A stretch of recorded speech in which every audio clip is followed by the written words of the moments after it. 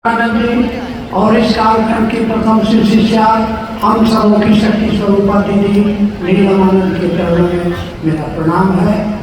यहाँ उपस्थित आप सभी भाई बहनों के चरणों में मेरा सादर नमन।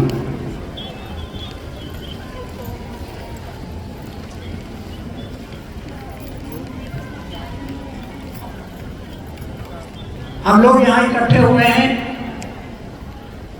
जगत गुरु भगवान शिव के गुरु स्वरूप और उनकी शिष्यता के संबंध में बातचीत करने के लिए। जब हम पलट कर देखते हैं 10,000 साल पहले के हड़प्पा और मोहनजोदड़ो के ध्वंसावशेष,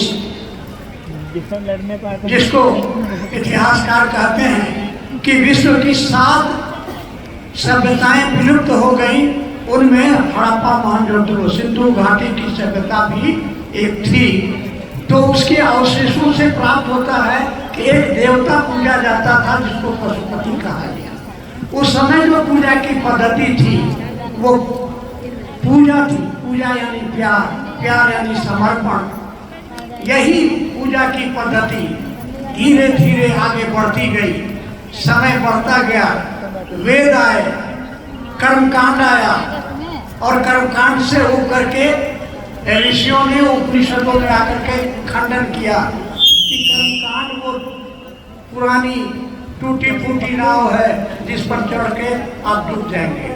तो आया ज्ञान कांड, ज्ञान की चर्चा चली। इसके बाद में आया भक्ति। ये जो प्राचीनतम काल से चली आ रही भक्ति की धारा है, इसी को आगम कहा गया।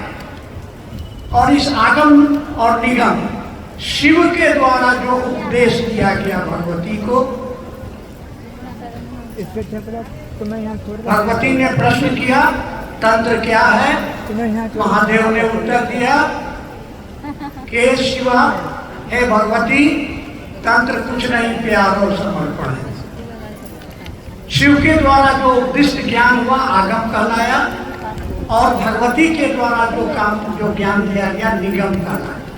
तो जहाँ एक और कर्मकांड और ज्ञान कांड की धारा भारतवर्ष में बहती रही और नतीजा आया 4 वेद, 108 उपनिषद, 18 पुराण, महाभारत, रामायण, वाल्मीकि रामायण, रामचरितमानस और अन्य ग्रंथ।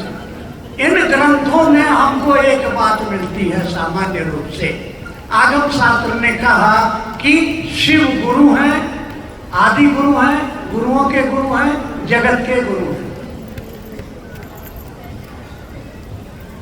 उनके बहुत सारे रूपों की चर्चा हुई, लेकिन जो सबसे सुंदरतम स्वरूप उनका था ज्ञानदाता स्वरूप, जिसको कहा गया सदाशिव, दक्षिणामूर्ति और पंचानंद। हमारे साहब श्री हरिनानंद जी ने, कि मैं उनका शिक्षक रहा, प्रोफेसर रहा, वो मेरे विद्यार्थी रहे। कुछ ऐसा संजोग आया कि 1966 में वो मेरे विद्यार्थी बने, मैं उनका प्रोफेसर। लेकिन अध्यात्म की दुनिया में वो मुझको पकड़ करके ले जाते थे। एक रात श्मशान, दूसरी रात कब्रिस्तान, और हम लोग साधना किया करते थे और ये सिलसिला चलता रहा।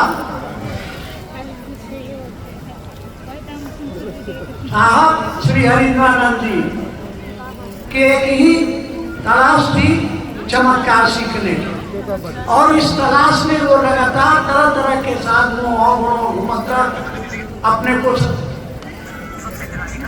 सदगुरु कहने वाले